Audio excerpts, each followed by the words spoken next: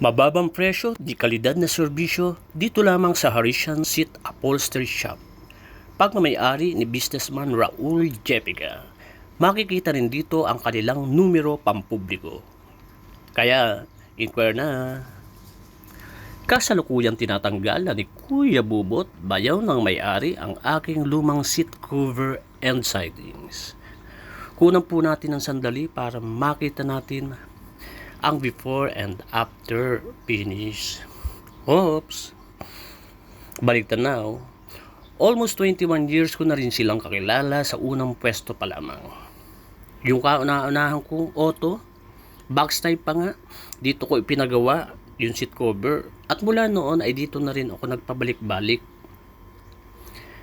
Pati po yung mga pambenta ko na sasakyan na luma na yung seat cover ay dito ko po dinadala. Dahil sila ay madaling kausap, tapat sa customer na tulad ko, syempre, matik na yun, ganun din naman ako katapat.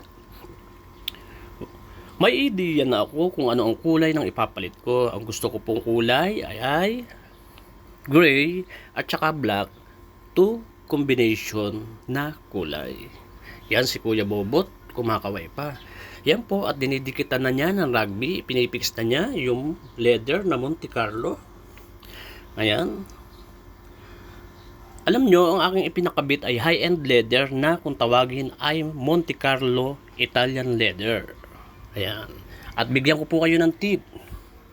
Tandaan ninyo, daig ng marunong ang walang alam. Kaya dapat maging aware po tayo sa lahat ng desisyon bago makipagtransaksyon sa lahat ng ating ginagawa.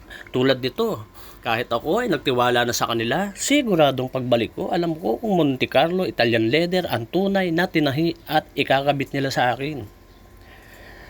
Ayan, dapat po madetect po natin yung fake, yung tunay. Kung nagustuhan po ninyo ang video, huwag kalimutang i-like, comment, and share. Para maging aware din po ang iba kung saan po magandang magpagawa. Ito po ay inire-recommend ako. Thanks for like and sharing. God bless to everyone.